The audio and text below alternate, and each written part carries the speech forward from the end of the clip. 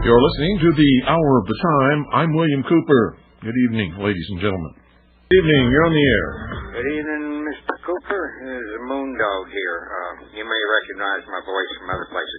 I have a question that some of your listeners might be able to answer. I heard tonight that the FBI has placed what they call a keystroke logger on a gentleman's computer. The case has gone to the Supreme Court. The Supreme Court has really chastised the FBI and asked them how they do this without getting a federal wiretap authorization.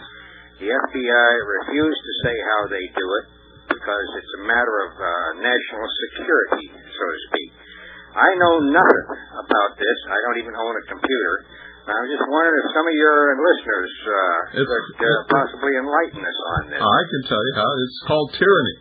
You go in and you scare people and you make them think that if they don't cooperate with you, they're going to get investigated. And just about anybody will do damn near anything for any Fed that comes along because they're too stupid to realize that it's unconstitutional.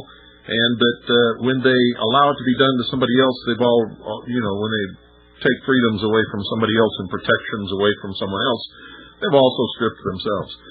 Well, the whole situation arose because the FBI suspected that this person was using advanced crypto technique for transmitting... I know the case very well, and apparently you two do too. Why are you ducking around the fact that the guy they put this on was a mafia guy? I am not...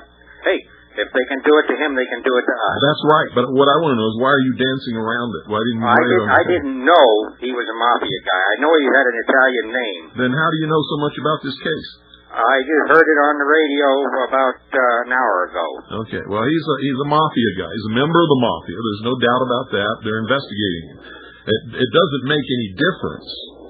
But, I hate to have things slanted. If we're going to talk about something, I want the truth out in the open. So he's under investigation for criminal activity, and they think that he may have been using some code to communicate his criminal activity with. So they bugged his keyboard without a wiretap. How do they do that? Have they got some sort of remote apparatus that can pick all this stuff up? Just exactly like I told you. You see, if somebody has a meth lab, now I'm not condoning meth labs, but I'm using this as an example. If somebody has a meth lab here in this valley, okay, they're buying their chemicals here at the local drugstore or 2 cities away or something like that, and they're making methamphetamine right here, okay? Gotcha. And they're selling it right here. They're not selling it anywhere else. They're not going across state lines or anything else. Why do the local police, who know damn well the feds have no authority, give the DEA the authority to bust these people and arrest them and imprison them on federal charges when they have no jurisdiction whatsoever, has nothing to do with interstate or international commerce? It must be simply a matter of their own ignorance. It's called stupid police chief.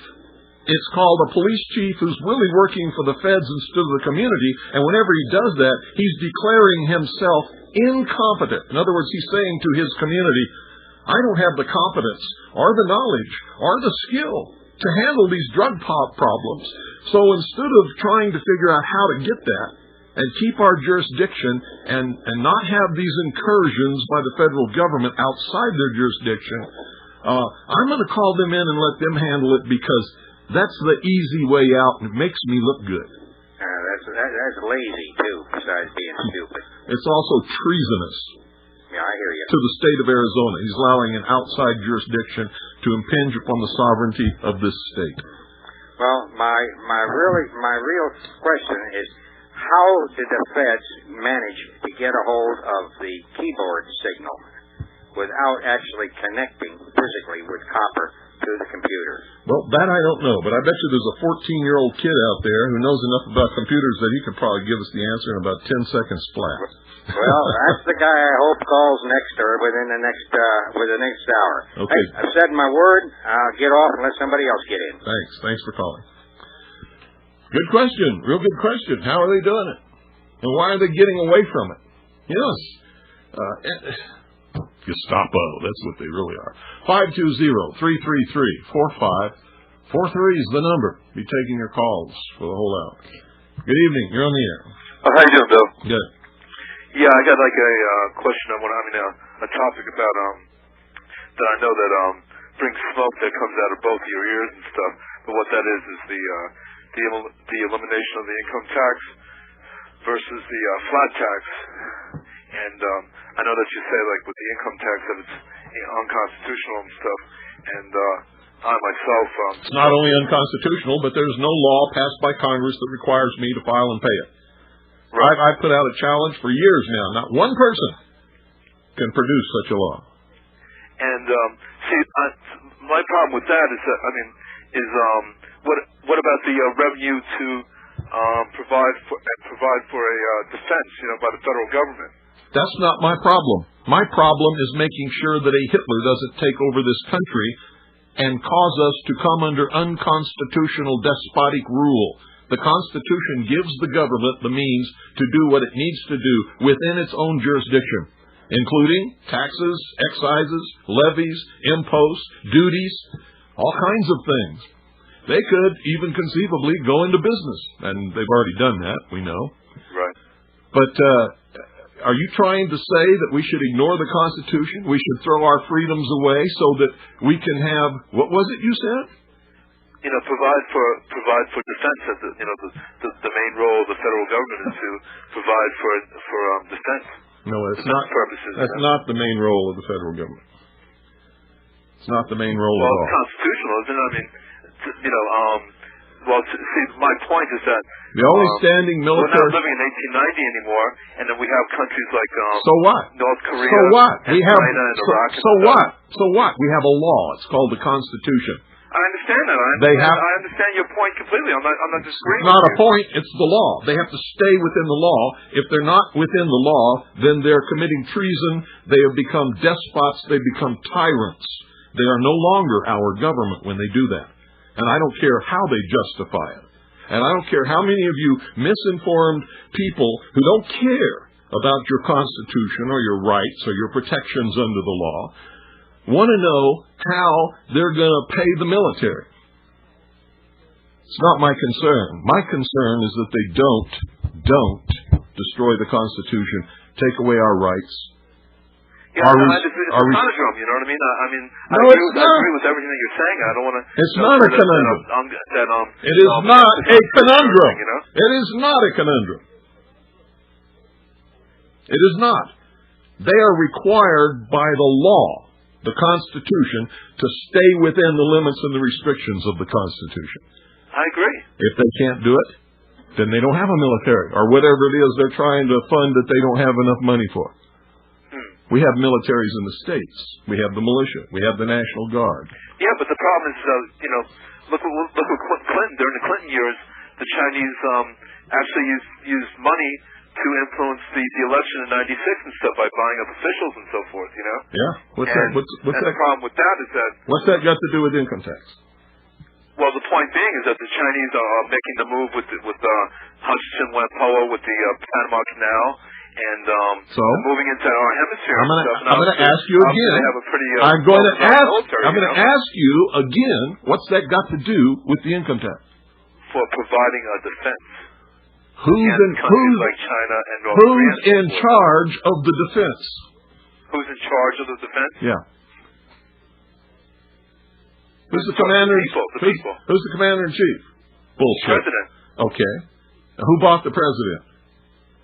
Well, the Chinese are trying to. The Red Chinese are trying to. According to you, you said they did. Well. So I'm going to ask you again. What's that got to do with the income tax or the defense? And Clinton wanted to sell us down the tubes to the Red Chinese while he was president. He did a pretty good job of it, and we couldn't have won a war with them during his presidency. And it has nothing to do with the income tax. It has to do with official corruption by the socialist, communist, puke fakes, lying traitors in Washington, D.C. Yeah, but no amount of income tax is going to overcome that.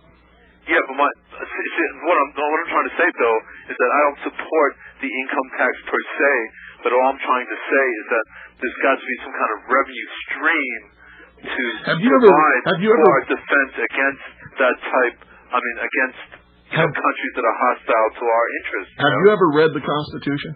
Yes, I have. Then what does it say about how the government can raise money? Well, it can be done through tariffs and, like you said, excises and imposts and stuff like that. And lots of other things, too. Yeah. It says Congress can levy a tax. They can even levy a direct tax as long as it's apportioned according to the population of each state. Right. That's true. So, what's that got to do with the income tax? They can levy a tax for as much money as they want. They can take everything out of your pocket that you ever had or ever will have if they want. But they have to do it under the law. Right. And the way they're getting away with it is stupid people like you who don't understand how the law works is willing to say, well, even though it's unconstitutional, it's bad, and even though I don't support it, we need the income tax because we must have a defense. You're stupid. Do you hear me? Thank you for calling. 520-333-4543. I don't cut you any slack, folks, when you're stupid. You see, you might want to give away your freedoms, and if you do, I suggest you go to Cuba. Castro will be happy to take your freedoms, provide you with a military, give you a machete, and designate a portion of the cane fields for you to cut, and you can be happy. Good evening. You're on the air.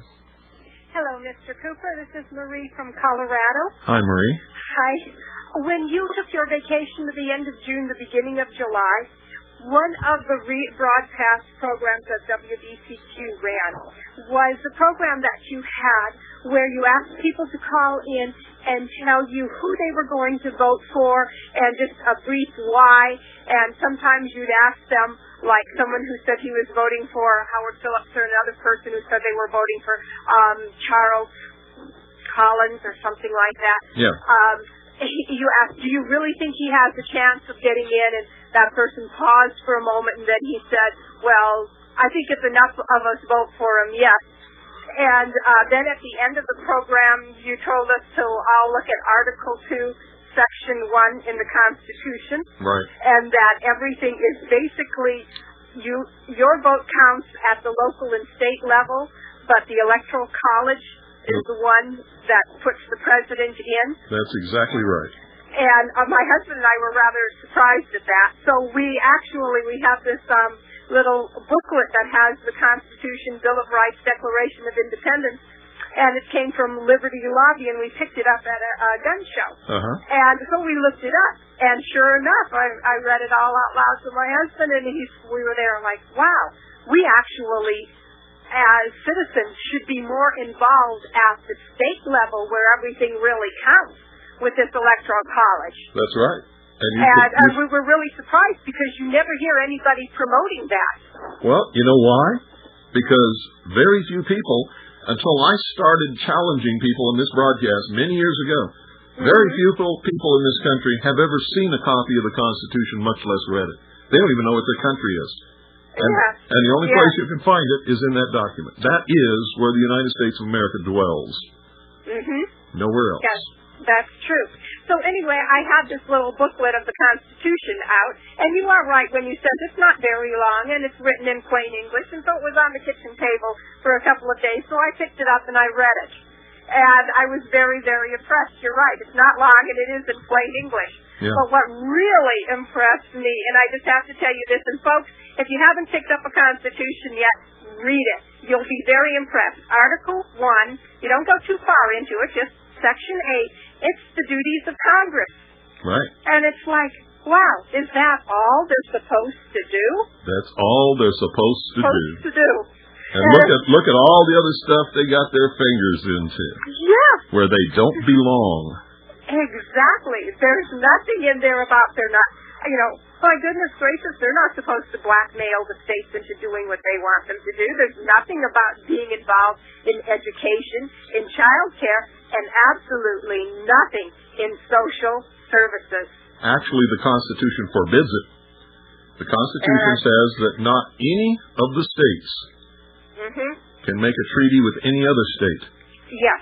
When the state of Arizona makes an agreement with the federal government to get money from the federal government so that they can build highways, and there's strings attached that says if they do that, they have to teach our children certain subjects and use certain textbooks, That is what's called a treaty. An agreement between states is a treaty. The state of Arizona is a sovereign state, and the United States of America is a sovereign state. It's forbidden. Yes. It is absolutely forbidden to do that. And also, I'm not sure I'm reading this right, but on where it comes to Article 3, where it talks about the Supreme Court, and in listening to the debate where Bush and Gore were debating, and the subject came up about the Constitution. So I really, after listening to you, I kind of pricked up my ears, even though I never read the Constitution since I was in high school. And they were Gore had said he believed that the Constitution was a living document to be interpreted as we went along and as need rose, and that since it was a living document, it could be changed because all living things change. And I thought that sounds kind of hokey. And then Bush came back with, well, this is where we disagree. I believe that a law is set in stone or something to that effect, he said, and that it should be applicable for all people at all times, and so that you know what it is said and that it cannot be changed to suit whatever situation you're in. And I just wanted your input on that. No, it cannot be. This document cannot be changed at all or interpreted, nor the meaning changed by anyone whomsoever, except by the method so stated in this document for doing that. And what is it called? It's called an amendment. Oh, okay. And the document explains exactly how an amendment can be passed and adopted as a part of this Constitution. And if it's not done, then it is not a part of this Constitution. You can't change anything in this. So that means that the Supreme Court can't be pulling out all of these straws that it pulls out, like somehow in here we're supposed to find where we have a constitutional right to have an abortion? No. I didn't think so. I didn't see anything in there because I thought, let me see if they see anything about having an abortion. No, the Constitution divided the power amongst three branches of government. The executive, the judicial, and the legislative. The executive and the judicial cannot legislate. The legislative cannot perform executive tasks, nor give orders to the military forces, nor can they perform the judicial functions of government. But here's what the Supreme Court is doing. The Supreme Court, when it does that, is grabbing the power of the the legislative branch. They're legislating. You can't have an amendment to the Constitution except through certain means, and they all involve Congress. Well, isn't the judicial branch of the states doing that when, like here in Colorado, we passed that by popular vote, not this past election, but the one before, about the homosexuals, not giving them special minority status, like handicapped people and that. And then the all people must judicial went and overturned it and says, well, that's not right. Well, and it's like, where did the power of the people come in when we vote something and then it's overturned? It has nothing to do with the power of the people or the power of the state Supreme Court. It has to be according to the law. And the law says all citizens must have equal status under the law. Therefore, you cannot grant special protection or special status to one group, minority or not. That's unconstitutional in every state and in the United States. That was a political decision, and your Supreme Court legislated against its own Constitution to give special status to a group of people, making them and actually making you not equal under the law. That's correct. Yes, it elevates that group above all other citizens under the law, and that is wrong. That's despotism. Yes. And it only happens in democracies. And if you want to find out what kind of government we have and what kind of government we're guaranteed, read Article 4, Section 4. Article 4, Section 4. Yep. Okay, that's about amendments. Nope. Article 4. Section 4. Oh, I memorized Section 4. memorized the Constitution years ago. The United States shall Ah, guarantee to republic every form of state in government. this union a republican form of government, and shall Yeah, protect there it is. each of them against invasion and on application of the legislature or of the executive, when the legislature cannot be convened, against domestic violence, period. Mm-hmm. So what is all this talk about a democracy? I don't know. Democracy is a form of despotism. It is tyranny of the majority over the minority. Mm-hmm.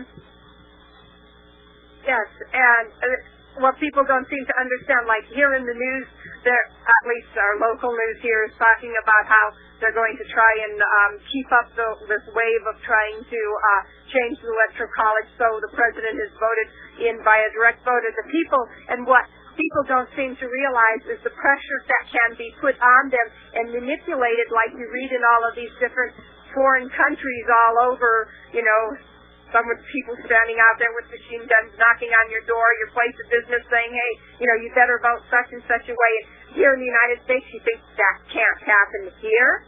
Sure it can, but you wouldn't want it to happen anyway, because most people are ignorant and too stupid to vote for president. They don't even know what their country is. They don't know anything about the Constitution.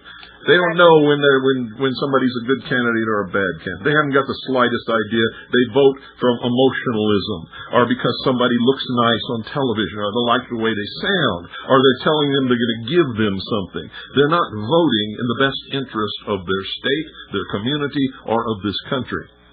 Mm-hmm. That is very true. They vote out of ignorance and stupidity and selfishness, greed.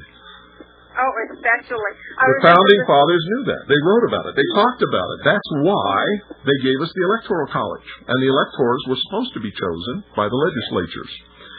But they worded it wrong. They said the method to be chosen shall be determined by the legislature of each state.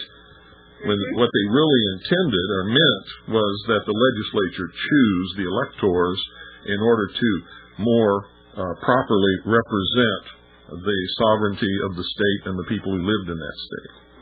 Mm-hmm. So the legislatures in most states have a popular election to determine who the electors are going to be. In all these years, the American people thought they were voting for president, when they were voting for Joe Blow, the car dealer, who's going to go be an elector. And they don't know that Joe Blow doesn't have to vote the way they want him to, even though state law may require him to, because once he becomes an elector, he's no longer subject to state law, but to the dictates of the Constitution, which says he can vote any way he wants to. Oh, that's fascinating. Isn't it?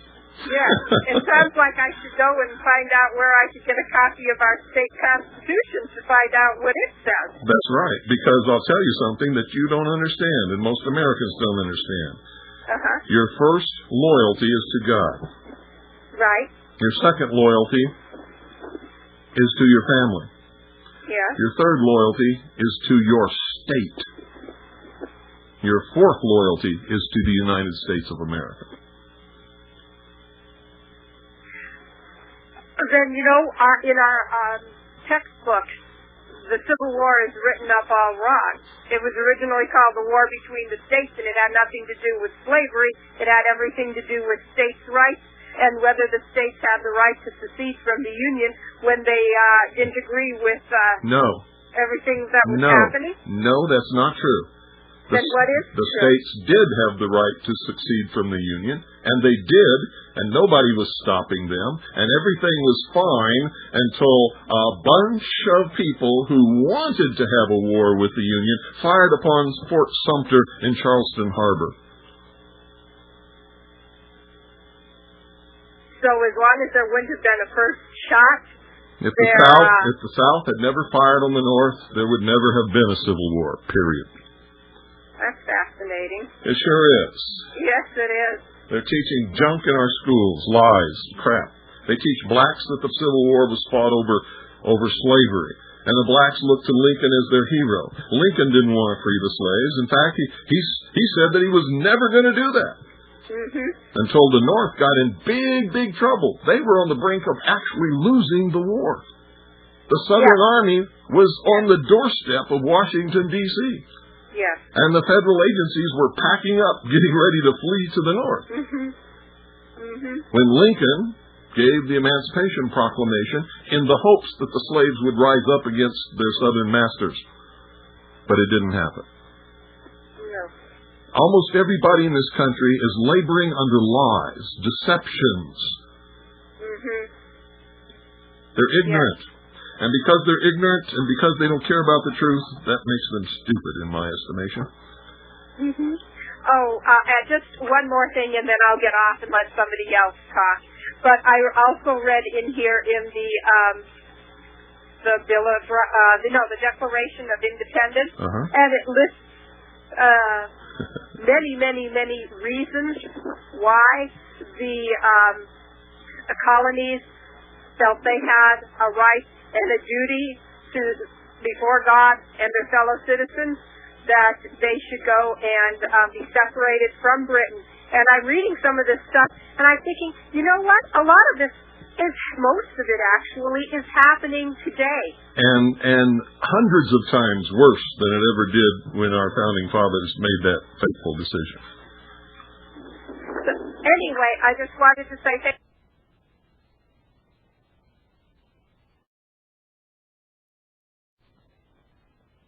To me. Most people have listened for years and they still don't have a copy of the Constitution. Still haven't read it. Still haven't got a clue.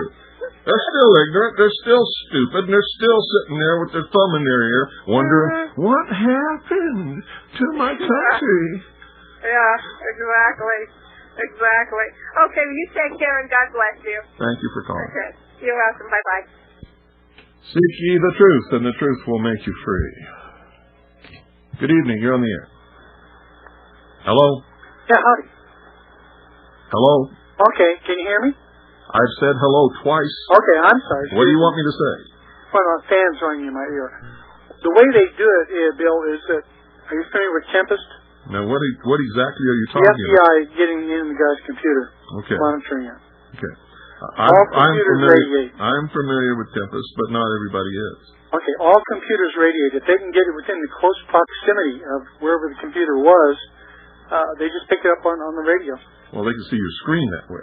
Oh, yeah. But they're talking about tapping the keyboard. Oh, they physically tapped it. Physically, in some manner, tap the keyboard. Well, they wouldn't have to unless the guy had a screen. That's not the point. The point is, the point is, that's what they're doing. They're physically tapping the keyboard. Well, that's right. And it's against the law, regardless, unless they could prove the guy done something wrong. I think they're illegally entering the house and doing it. That's what I think. Sure. But I don't know that. Well, there's another scam now with internet providers, for example, like mine. They do it under a guise of providing email screening, but it's all routed through a place in California, which I'm sure is a shell operation for the FBI or CIA or one of those. How do you know that? Because I hear this all the time, but it's, depending on who you listen to, it's in Virginia, or it's in Montana, or it's a special hub down in Texas. Oh, no, you run a trace route. Pardon? You run a trace route, and it'll show you where the guy's at. Show you where what guy's at. You can do whoever the screener is, okay? All you can do with a trace route is find out where your email goes before it gets to where it's delivered. Oh no, but I can run a trace route and tell who the screener is. How can you tell? All you can tell is what hubs it goes through. Okay. And it could be routed through all different kinds of hubs, and one day it might go through northern route to where it's going, and another time it might go through the south. Exactly. So how do you know it's going to some hub and there's a screener there?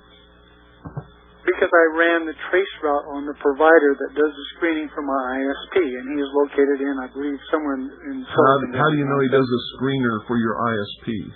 Pardon me? How do you know he does screening for your ISP? Because it was, the guy announced it. Most people don't understand what's going on, but it was all email to me, and I'm sure other people too. It routes through this screener, and then it comes back to your ISP. How do you know it's a screener? You haven't answered my question yet. Because that is the way it's advertised. They do it under the guise and they do filter junk mail. How do you know that? Because I get messages from them. Messages from who saying what? From the screener saying we have quarantined such and such pieces of mail, blah blah blah. But the crux of the thing is That's that again, all of my mail goes through them. They have absolutely no right to do that unless you agreed to it when you signed the contract with the ISP. Oh, the ISP put that in. Doesn't matter. It doesn't bother me. Doesn't matter. They still do not have any right to do it whatsoever unless you signed a contract agreeing to allow them to do it. Well, and it should bother you. Should bother everybody. Yeah, it bothers me. What it boils down to is your choice is either go to a different ISP or just continue. I have nothing to hide. I'm absolutely amazed at that. It's no different than somebody at the post office opening every letter that you send and every letter that you receive and reading it. Would that bother you? Oh, yeah. Oh, yeah! Wow, light just came on. Another stupid sheeple. Where are you people coming from? Thanks for calling. I bet that woke some people up. Oh, I don't care. Your email is mail. It's no different than writing it on a letter, putting it in, sticking a stamp on it, and sending it through the Postal Service. Good evening. You're on the air. Hello? Hello. Hi, Bill. I would like to say right off the bat, I'm an absolute outright sheeple. Well, most people are, but you know what? You got a leg up on all the rest of them because you know it and they don't. Well, here's my question. How do I go about getting a pocket pamphlet of the Constitution of the United States? Well, are you listening to me? Yeah. Okay, you can write the Commission on the Bicentennial of the United States Constitution. Okay. 808 17th Street, Northwest,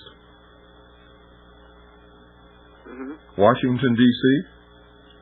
Okay. 20006. 20006. Yep. And would you give me the heading of that again, the very beginning? Commission on the Bicentennial of the United States Constitution. Of the United States, okay. There's also a number you can call, 202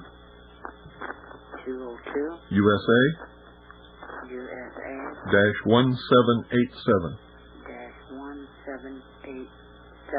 Now, okay. if you can't get it there, you can get a copy of the Constitution from any United States government printing office. You can also find a copy of the Constitution at any library. Oh, okay. Okay? Okay, thank you very much. You're welcome. Bye-bye. You can also get a copy of the Constitution, the Bill of Rights, and a whole bunch of other things from the Fully Informed Jury Association. I don't have their address here or their phone number, but maybe somebody will call in and give it to you. But I'm just amazed that Americans don't even know where to find a copy of their Constitution. Library is the first thing that comes into anybody's, or should come into anybody's mind. Good evening, you're on the air. Bill. Hello? Bill, Gulf, Illinois. Yeah? Bill, I was up at a Joe McCarthy Memorial this last spring up in Wisconsin, and Eustace Mullins gave a speech at this group that annually honors Joe McCarthy. I talked to him for a few minutes.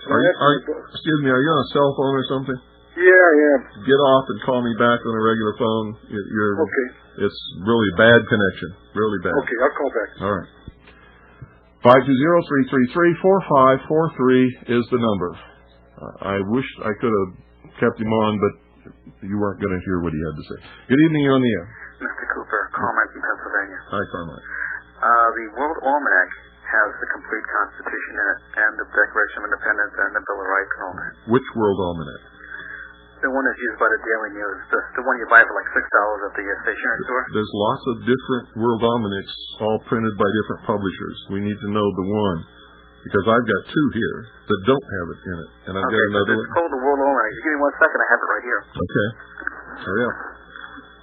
He's going to get the publisher.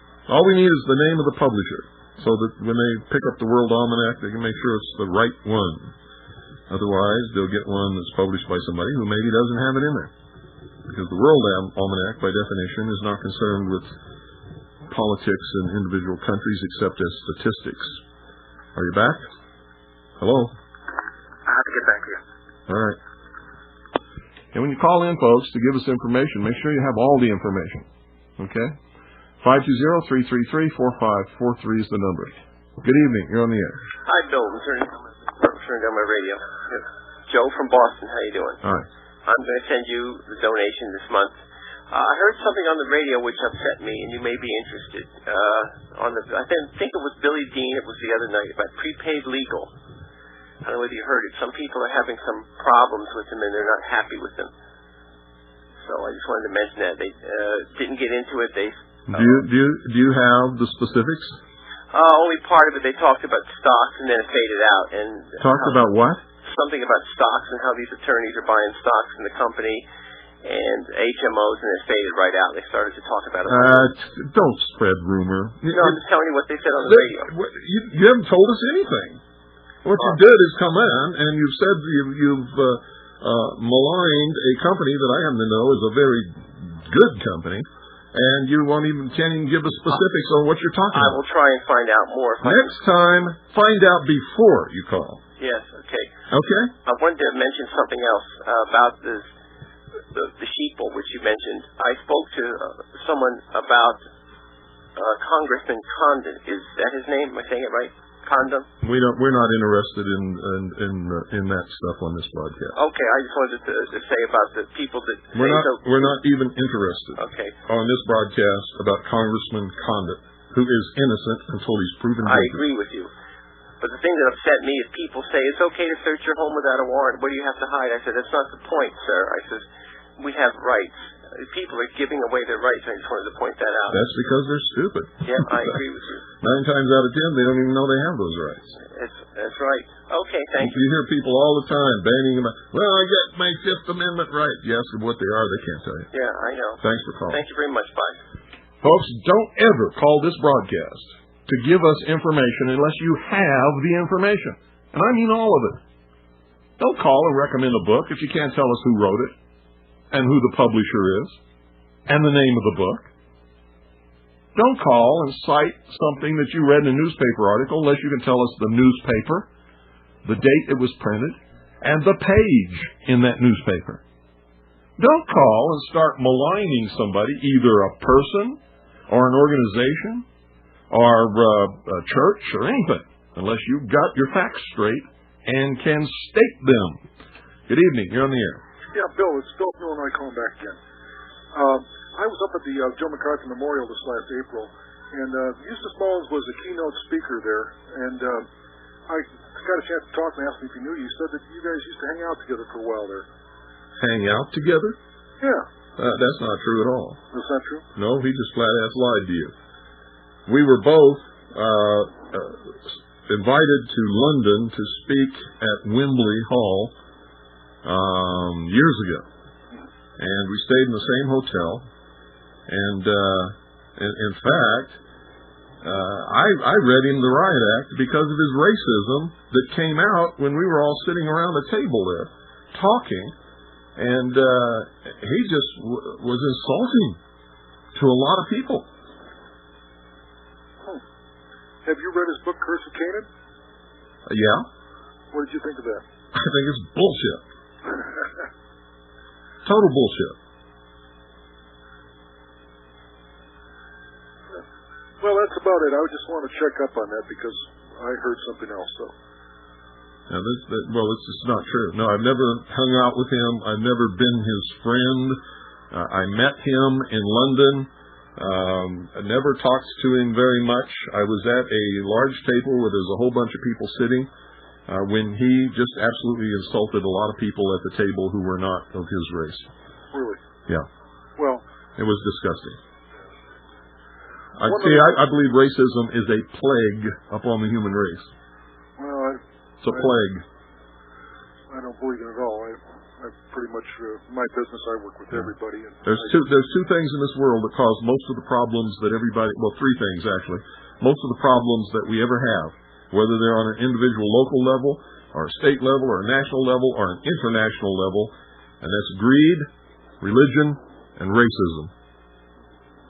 If we could eliminate those three things from our society, we'd pretty much have it made. Now, I'm not talking about religion as your own personal religious views. I'm talking about churches, big churches with lots of money that tell people what they're supposed to believe and make them act in certain ways that sometimes causes terrible things to happen in this world and in this country, in this state, everywhere. Okay? Yeah, thanks. Thanks for calling. You're welcome. Yeah, I think Eustace Mullins is full of crap. Good evening. You're on the air. Comment again, and it's Prime Media, Primedia. They're out of Marlboro, New Jersey. For what? For the Almanac, the World Almanac. Okay, Prime Media. And I buy one every other year, and they've always had the Constitution in it. Okay. You ready? Yep. Thank you. Thank you. Bye-bye. 520-333-4543. Good evening. You're on the air. How you doing, Bill? Good. This is Mac from New Jersey. Hi, Mac. And I always carry a Constitution in my pocket. I'm a little nervous. No, take a deep breath and relax. Okay, I have a question. I have made out a little note that I keep sending my congressmen and my senators, and I never get answers from them. And you're still sending the note? Yes, and Why? I want to know... No, wait a minute. Let's back up now. Okay. You've been sending it. How many times have you sent it? I sent 4 times to Saxton. Okay. I sent it to Bradley when he was in. Uh-huh. Lortenberger. Uh-huh. All these people previously... Wait a minute. I asked you a question to get an answer. I got my answer. Now I'm going to ask you another question. Okay. Why are you still sending the note? Because I want to know whether the Constitution is still in effect or it isn't. But they've already told you something already. They don't care about you or your question, and they're not going to answer it. Thank you. That's your answer. I know that. Okay. But what I'd love to do is get a signature that would tell me that. They're not going to give you a signature that will tell you that. Okay, so I'm on my own. Because the minute they do that, they know you have a right to take up arms against them. And that's exactly why I want them to... I was figuring maybe I could send it, The Supreme Court has already said the Constitution's not in effect. It says, wherever treaties conflict with the Constitution for the United States of America, the treaty shall take precedence. Whenever there's a conflict between the United Nations and the Constitution for the United States of America, the United Nations Charter will take precedence. And any judge considering such cases shall have copies of both in front of him. It's a Supreme Court ruling. Okay. I keep trying to tell people that when we joined the United Nations and passed the UN Participation Act in way back then, right after the war, we joined a world government in formation. And the United States of America has been the responsible party that created that world government, gave them the land to put their buildings on, sent people to write the United Nations Charter, have funded them over all of these years. And it is the avowed and stated policy of the United States government to create a world government, disarm all peoples and all nations, create a world police force, and all of that is treason. And it's all out in the open. Nothing is hidden. It's all available to anybody who wants to look for it. I'm well informed on that. Then why I read your book 3 times, and I started years ago with Philip Wiley's Generation of Vipers, and I've been on this since then. But you've answered my question. I know I'm on my own. No, you're not. I'm with you. I understand that. That I do understand. There is nobody in Washington, D.C. who is not committing treason, and they all know that they're committing treason. Right. I wrote Chuck Schumer on that, too, and I didn't get a damn letter. I called him a traitor. Yes, they are. And I never get an answer from that either. They are. I did write Whitman when she got in down here in New Jersey. I'm a little crazy, so I told her to secede and all this, but I never got an answer, but I did get a phone call. Having said that, though, you answered my question, and thank you very much. Thanks for calling. Adios. 520-333-4543 is the number. Taking your calls for the whole hour. It's open topic, open season, open subject, open mouth, insert foot. Good evening, you're on the air. Hello? Turn your radio off. Goodbye. Can't handle that, folks. You ought to know by now, whether you ever call this program or not, just from listening to other programs, that when you call a radio show, you have to turn your radio off. Not down, but off. She just about blew my eardrums out. You have no idea how much that hurts. 520-333-4543. Good evening. You're on the air. Hey, Bill. Hi there. The former governor of Massachusetts, Paul Cellucci, is now the U.S. ambassador to Canada, and I have him quoted in Canadian National Post saying that there could be a NAFTA plus relationship. They're calling for harmonization of border controls, law enforcement, energy, environmental, and immigration policies, with the aim of achieving a more fully integrated economy. You know what that really means, don't you? It's Region 1. Here it comes. It means eventually do away with the border altogether. And have no restrictions between the two countries, and we would actually be melded, just as you said, in Region 1 of the New World Order. The only other one that would have to be, and this is what NAFTA and GATT's all about. The other one that has not been brought in yet is Mexico. Region 1 of the New World Order is the United States, Canada, and Mexico. He says we have to talk about being more consistent in policies. We don't want Canadian citizens or U.S. citizens to be spending 3 or 4 hours trying to cross the border. No one wants to go down that road. We need to use technology and some more consistent policies to make it more convenient. Sure.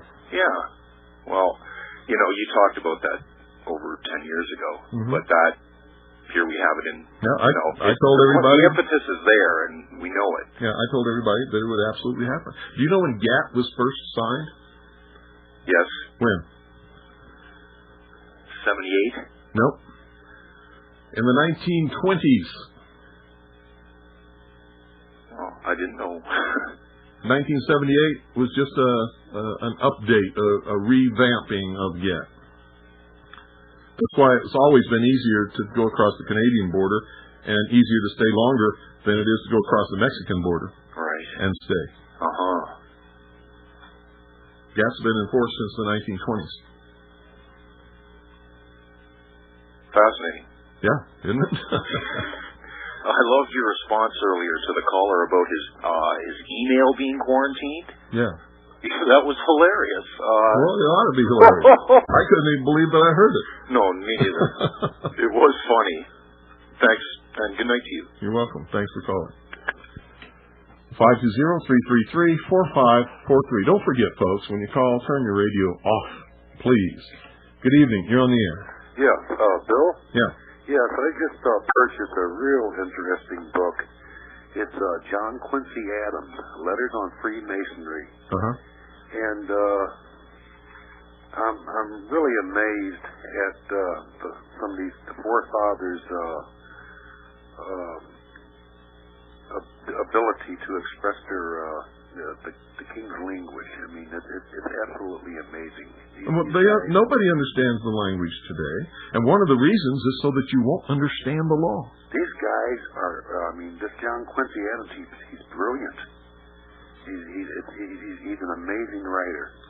And if you're interested, I can give out the publishing company of this. Go ahead. Everybody should read it.